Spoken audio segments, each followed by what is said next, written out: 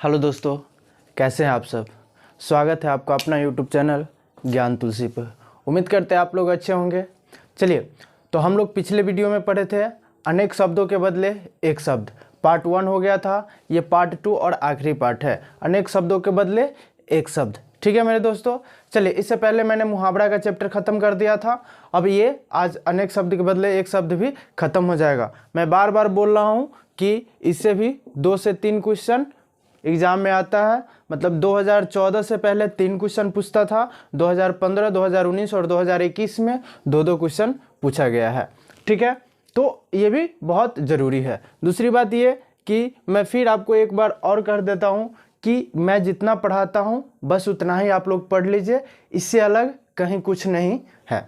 ठीक है, बस इतना पढ़ लिए, आपके एग्ज़ाम में टकराना ही टकराना है, 100% गारंटी। अगर नहीं टकराएगा तो आप बोलिएगा कि आप हमको बोल सकते हैं। ठीक है, चलिए बढ़ते आगे। अनेक शब्दों के बदले एक शब्द, आज पार्ट दूसरा है। इससे पहले एक पार्ट हो चुका है, दूसरा पार्ट और अंतिम पार्ट है। ठीक है, बस 2 वीडियो आपको देखना है। इसमें आपको 2 से 3 क्वेश्चन कंप्लीट, मतलब 4 से 6 नंबर कंप्लीट। ठीक है, चलिए आगे बढ़ते हैं। आगे है जो तेज युक्त हो उसे क्या कहते हैं? ओजस्वी। जो तेज युक्त हो उसे क्या कहते हैं? ओजस्वी। जो तेज युक्त हो उसे क्या कहते हैं? ओजस्वी। पंडितों का पंडित पंडितरा। पंडितों का पंडित पंडितरा। पंडितों का पंडित किसे कहते हैं? पंडितरा कहते हैं। कुंती का पुत्र क्या है? कौंते। जब आप लोग महाभारत देखते होइएगा तो पांचों जो पांडव, पांचों भाई है, उसको कभी कभी क्या कहा जाता था? कौंते। क्या कहा जाता था? कौंते। तो कुंती का पुत्र मतलब कौंते। आगे क्या है? धान देने वाला मतलब धनद। धान देने वाला धनद। धान देने वाला को क्या कहते हैं? धनद। आगे है गोद लिया हुआ दत्तक। गोद लिया हुआ दत्तक। गोद लिया हुआ को दत्तक। जिसने गुरु से दीक्षा ली हो, दीक्षित। जिसने गुरु से दीक्षा ली हो उसे क्या कहते हैं? दीक्षित। जिसने गुरु से दीक्षा ली हो उसे क्या कहते हैं?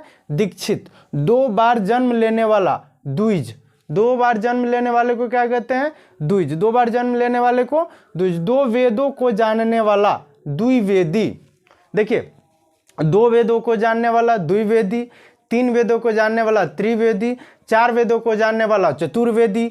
तो 2 वेदों को जानने वाला द्विवेदी, 3 वेदों को जानने वाला त्रिवेदी, 4 वेदों को जानने वाला चतुर्वेदी। ठीक है, फिर से समझा देता हूं। 2 वेदों को जानने वाला द्विवेदी, 3 वेदों को जानने वाला त्रिवेदी, 4 वेदों को जानने वाला चतुर्वेदी। ठीक है, आगे है ज्ञान देने वाला। ज्ञान देने वाला मतलब ज्ञानदा। ज्ञान देने वाला को क्या कहते हैं? ज्ञानदा। आगे है जानने की इच्छा। जानने की इच्छा। जानने की इच्छा को क्या कहते हैं? जिज्ञासा। जानने की इच्छा जिज्ञासा। आगे 3 नदियों का संगम त्रिवेणी। 3 नदियों का संगम त्रिवेणी। 3 युगों में होने वाला त्रियुगी। 3 युगों में होने वाला त्रियोगी। जिसकी भुजाएं घुटना तक हो अजानुबाहु। जिसकी भुजाएं घुटना तक हो उसे क्या कहते हैं? अजानुबाहु। देखिए मेरे दोस्तों, ये मैं पढ़ा देता हूँ, आपको बस रटना तो है, इसको आपको रटना पड़ेगा, क्योंकि इसको याद करने का मतलब कोई ये नहीं है। तो आप एक बार इसको पढ़ेंगे, याद करेंगे। दूसरी बात, जब मैं आपको सेट प्रैक्टिस करवाऊंगा तो सेट प्रैक्टिस के बाद आप इस पे ध्यान दोगे, अपना माइंड लगाओगे, मतलब सोचोगे, थॉट करोगे, तो ये सारा क्लियर हो जाएगा। ये तो गारंटी है कि 2 से 3 नंबर कोई नहीं छोड़ सकता। ठीक है, 2 से 3 क्वेश्चन आप कंप्लीटली ही करके ही आओगे, 100% गारंटी। जो मैंने मुहावरा में बोला था कि मुहावरा में भी आप 2 नंबर, मतलब 2 क्वेश्चन पूछे तो 2 और 3 क्वेश्चन पूछे तो मतलब क्वेश्चन छूटेगा ही नहीं। बस जो मैं पढ़ा रहा हूँ बस उतना पढ़ लीजिए, इसके अलावा और कुछ नहीं है। मतलब क्वेश्चन छूटने का कोई चांस ही नहीं बनता, मैं गारंटी देता हूँ 100%। ठीक है, चलिए आगे बढ़ते हैं। जल में जन्म लेने वाला को क्या कहते हैं? जलज। अंडा से जन्म लेने वाला को अंडज। अब देखिए, अंडा में जन्म लेने, अंडा में नहीं, अंडा से जन्म लेने वाले को क्या कहते हैं? अंडज। यहाँ का जल में जन्म लेने वाले को क्या कहते हैं? जलज। यहाँ जल में, यहाँ अंडा से। ठीक है, ये मत समझ लीजिएगा कि अंडा में जन्म लेने वाले को अंडज, नहीं, अंडा से जन्म लेने वाले को अंडज और यहाँ जल में जन्म लेने वाले को क्या कहते हैं, जलज। जैसे जल में कौन जन्म लेता है, मछली, मतलब नहीं, मछली तो अंडा से जन्म लेता है, तो अंडा से जन्म लेने वाले को अंडज और जल में जन्म लेने वाले को क्या कहते हैं, जलज। ठीक है, चलिए, मन में जन्म लेने वाले को मनोज कहते हैं, जो मन में जन्म लेंगे उसको क्या कहते हैं, मनोज। दिन रात खड़ा होने वाले साधु ठाडेश्वरी, दिन रात खड़ा रहने वाले साधु को क्या कहेंगे, ठाडेश्वरी। दिन रात खड़ा रहने वाले साधु को ठाडेश्वरी। जीने की इच्छा जिजीविषा, जीने की इच्छा जिजीविषा, जीने की इच्छा जिजीविषा। बरसात के 4 महीने चतुर्मास, आप लोग देखते हुएगा जब हम लोग को, जब बरसात स्टार्ट होता है तो क्या मतलब देहात में क्या कहावत है कि अब चतुर्मास स्टार्ट हुआ, मतलब अब 4 मास का जो बारिश है वो स्टार्ट हुआ, मतलब चतुर्मास। अगर आप रामायण में भी देखते होगा तो वहाँ भी चतुर्मास का उपयोग किया गया है।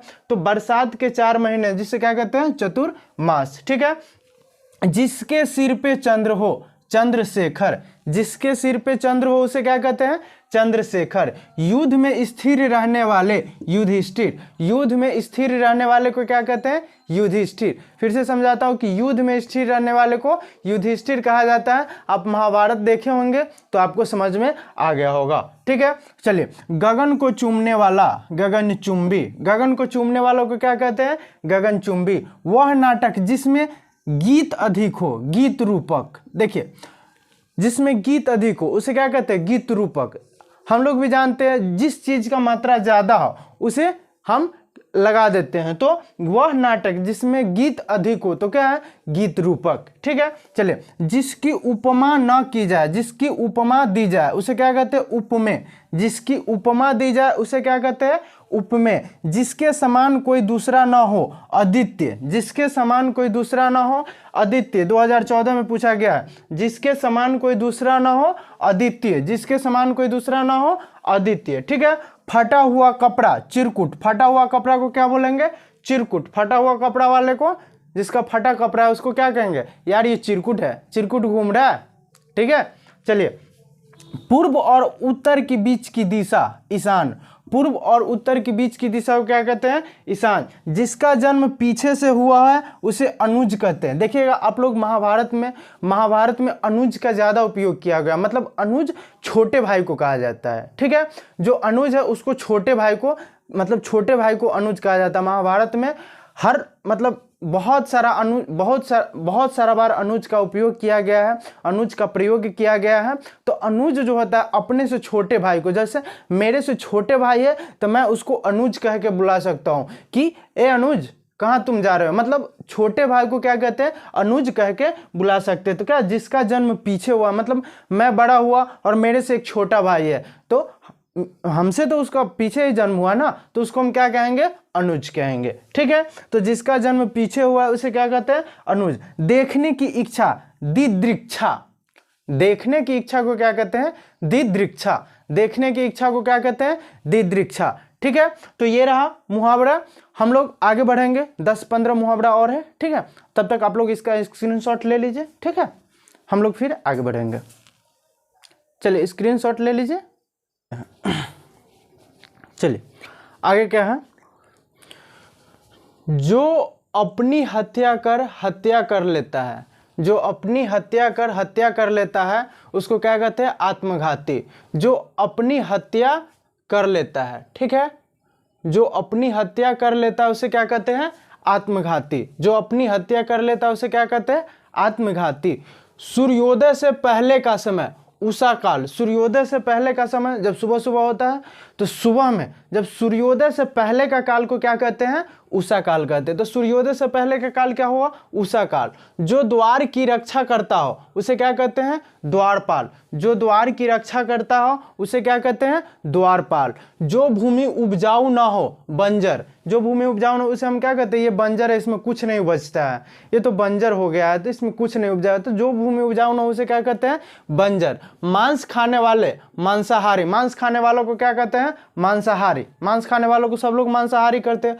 परोपकार करने वाले को परोपकारी कहते हैं। परोपकार करने, जो किसी को परोपकार करते हैं उसे हम लोग क्या कहते हैं, परोपकारी कहते हैं। साथ चलने वाले को क्या कहते हैं, सहगामी, कि ये मेरे सहगामी हैं, ये मेरे साथ चल रहे हैं, तो साथ चलने वाले को क्या कहते हैं, सहगामी।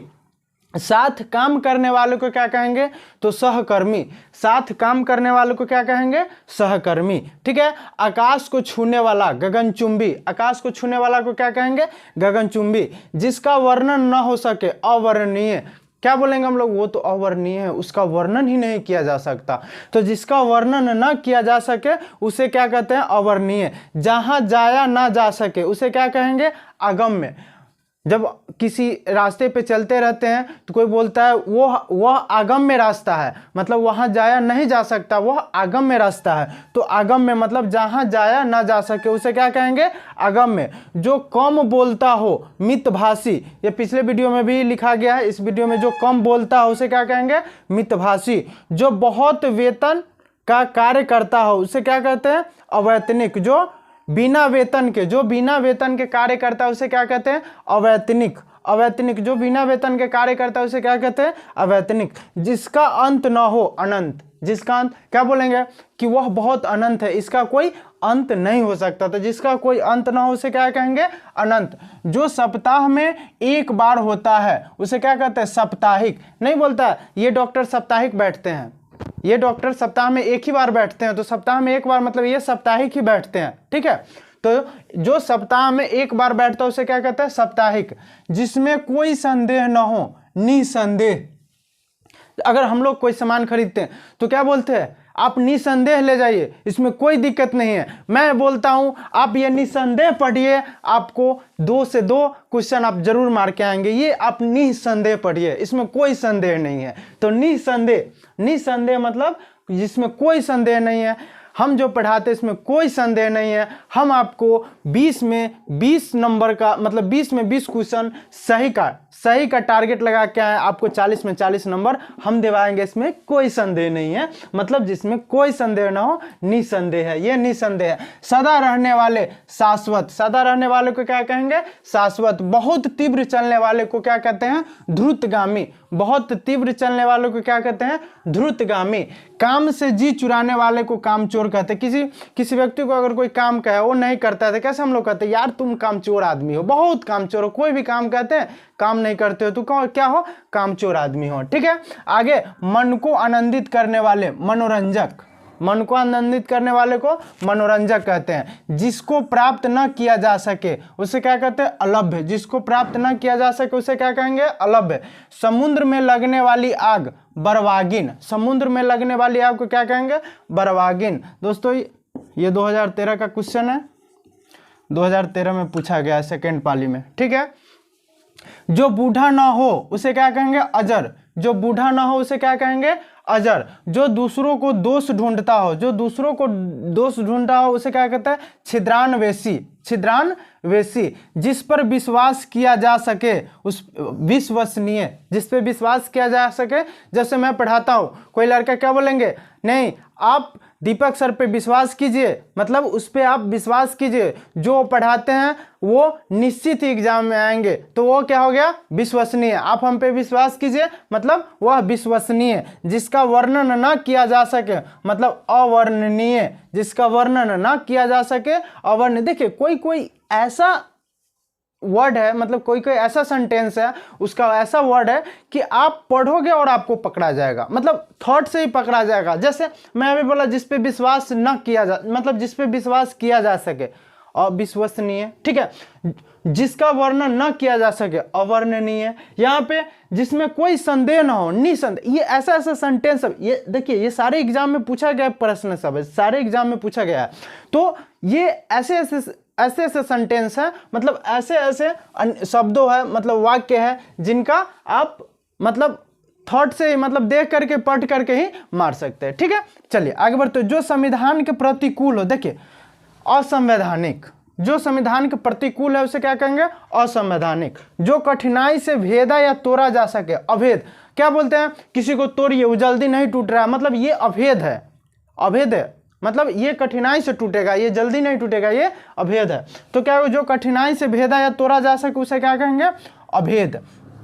आदि से अंत तक। क्या कहेंगे, आद्यंत, आदि से अंत तक बिना स्वार्थ के कार्य करने वाला, निस्वार्थ। देखिएगा, अगर कोई एम्प्लॉय, कोई सरकारी एम्प्लॉय है, मतलब कोई सरकारी कर्मचारी है, वो अपने बिना स्वार्थ के कार्य करते तो उसे हम क्या कहते हैं, ये व्यक्ति निस्वार्थ व्यक्ति है, ये बिना निस्वार्थ व्यक्ति है, मतलब बिना स्वार्थ के काम करते, ईमानदारी से काम करते, वो क्या हुआ, निस्वार्थ। तो ये रहा हमारा अनेक शब्दों के बदले एक शब्द। आप लोग एक बार स्क्रीनशॉट ले लीजिए, ठीक है। चलिए, तो आज मेरा हिंदी का 2 चैप्टर खत्म हो गया। अब हमको पढ़ना है मात्र 8 चैप्टर और पढ़ना है, मतलब 2 चैप्टर खत्म हो गया, अब हमको 8 चैप्टर और पढ़ना है, ठीक है। 2 चैप्टर खत्म, 8 चैप्टर और पढ़ना है। मुहावरा खत्म कर लिए, अनेक शब्दों के बदले एक शब्द खत्म कर लिए, मतलब हम आप लोग को 2 मतलब 4 से 6 क्वेश्चन कंप्लीट, मतलब 8 से 10 नंबर आप लोग को कंप्लीट करवा दिए, निश्चित, मतलब 8 से 10 नंबर आपको कंप्लीट हो चुका है। 2 चैप्टर खत्म किए हम लोग, 8 से 10 नंबर कंप्लीट, ये इतना पढ़ लीजिए, आपको 8 से 10 नंबर कोई नहीं रोकेगा। तो मेरा 8 से 10 नंबर कंप्लीट हो गया।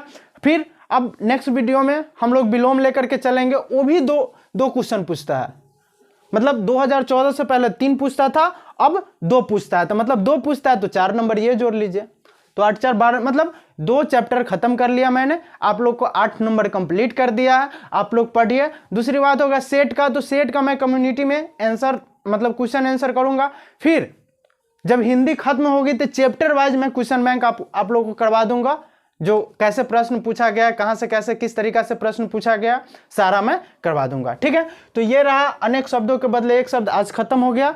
फिर नेक्स्ट वीडियो में नेक्स्ट चैप्टर लेकर के चलेंगे, क्योंकि 2 चैप्टर मेरा खत्म हो गया, आप लोग को 2 चैप्टर खत्म करवा दिए हैं। तो मिलते हैं नेक्स्ट वीडियो में।